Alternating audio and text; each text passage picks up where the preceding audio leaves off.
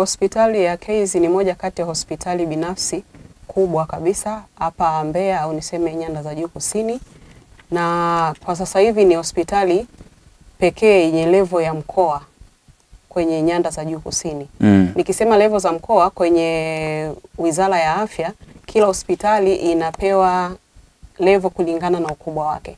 Kwa hospitali ya Kaizi ni hospitali yenye ukubwa wa hospitali ya mkoa ya binafsi. Okay. Na hii hospitali ilianzishwa ni kitambo sana, ni hospitali yenye muda mrefu sokoni. Ilianzishwa mwaka 1994. Ambao wanasikiliza sasa walikuwa bado hawajazaliwa. Kwa hiyo tunaweza tukaona ni namna gani hii hospitali ni hospitali ambayo iko muda mrefu, ina uzoefu mkubwa sana na imejitanua kwa namna kubwa sana.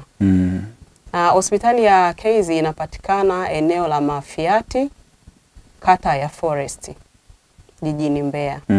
Unapotaka kufika hospitali ya Kaizi ni rahisi sana. Ukifika kwenye mataa ya Mafiati, nenda kama mita 200 opposite na chuo cha KUOM Mbeya. Utapata bwango kubwa sana na jengo kubwa sana la Kaizi hospitali. Ndio. Sawa, tuzungumze zaidi ni huduma zipi ambazo zinatolewa na hospitali ya Kaizi, lakini watu wengi pia wamekuwa wanauliza kuhusiana na sisi ambao tunatumia bima. Uwezekano wa kuja kupata huduma Kaizi upo ama ni kwa ajili tu ya wale ambao wanatoa cash? Asante. Hospitali ya Kaizi inapokea bima aina nyingi sana. Tukianza kabisa, hospitali ya Kaizi inapokea bima ya taifa NHIF, inapokea Strategies, tunapokea Assemble, tunapokea Jubilee, tunapokea watu wa NSSF, tunapokea bima ya Shanta, tunapokea UAP, tunapokea More Assurance na nyingine nyingi. Lakini wale wenzetu ambao tunatumia afya salama za Airtel na nyingine kutoka Vodacom hatujawasahau. Wote wanaweza kutibiwa Kaizi hospitali.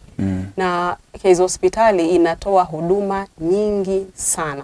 Lakini kwa kuzitaja, ninaweza kuzitaja baadhi. Hospitali yetu inatoa huduma za tiba kwa njia ya mazoezi, yani physiotherapy. Tunatoa huduma ya mama na mtoto pamoja na kujifungua.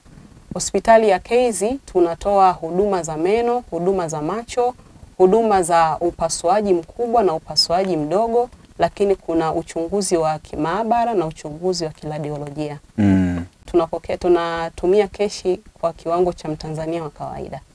Mambo ya dola mmeweka pembeni, unatumia fedha za Tanzania. Tanzanian shillings. Sawa.